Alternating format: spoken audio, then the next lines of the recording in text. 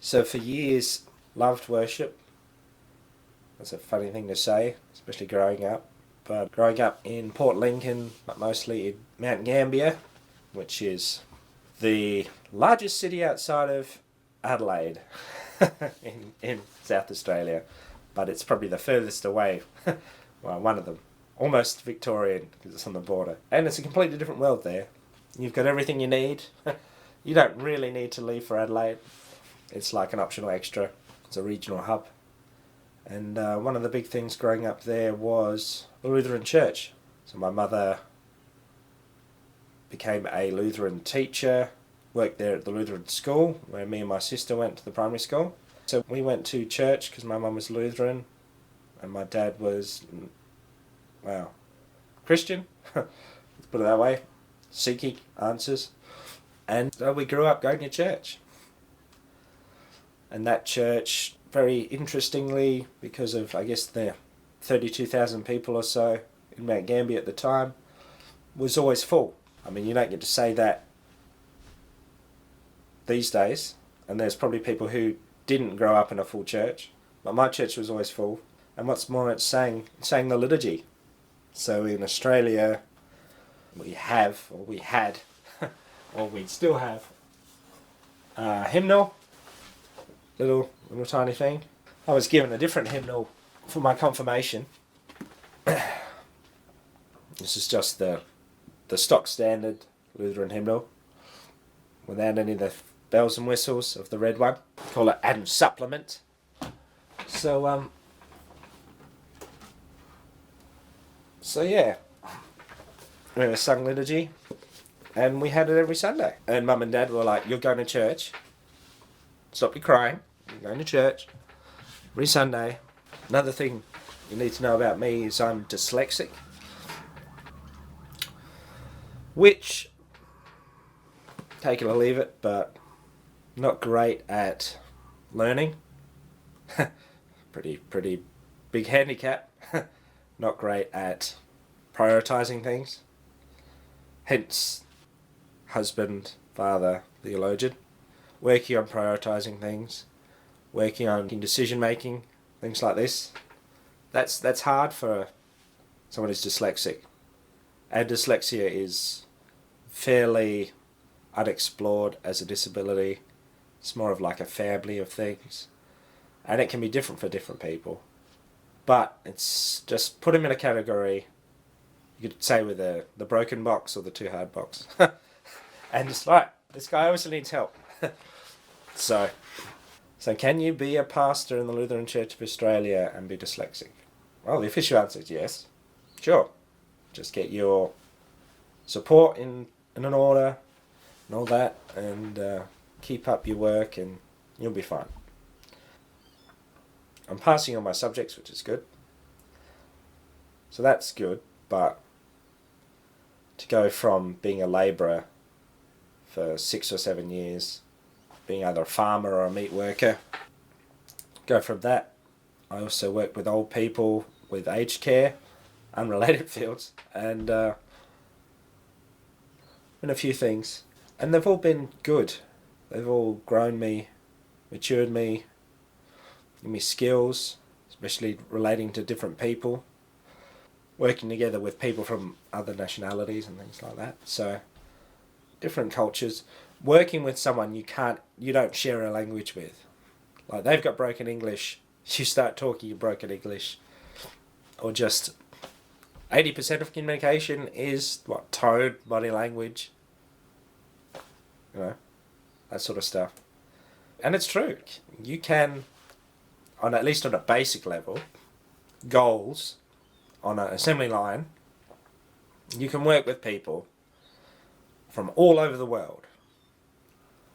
But you do it on a basic task level. But you also have to relate strongly on an interpersonal level.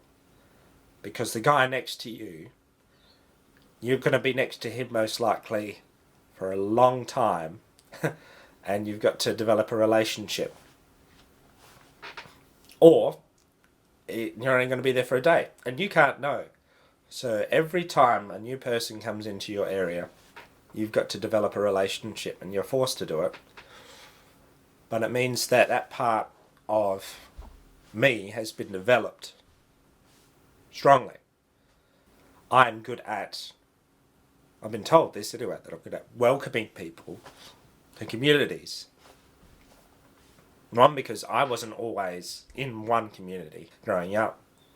So I've always been the new guy. So I can't ever divorce myself from the realization of what that person is going through when they walk in. That doesn't happen. I am that person, and I've been that person. So I know that odd person out. That person's me.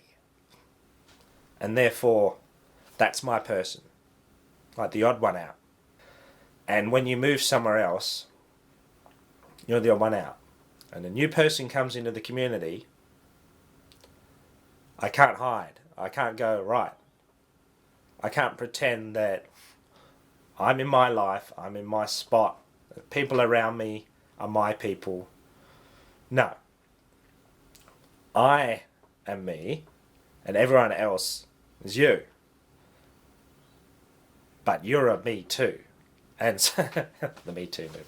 So, it's relating to people. You don't get to say to the sojourner, as the Bible would say, the sojourner, look, you were a sojourner. I know you remember when you were out of Egypt. You ran away from Pharaoh and the Egyptians, and you just walked around. So now that when a sojourner comes among you, you be nice to them.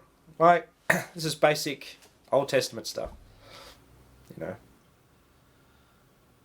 Oh, welcome all you noble saints of old, as now before your very eyes unfold the wonders all so long ago foretold.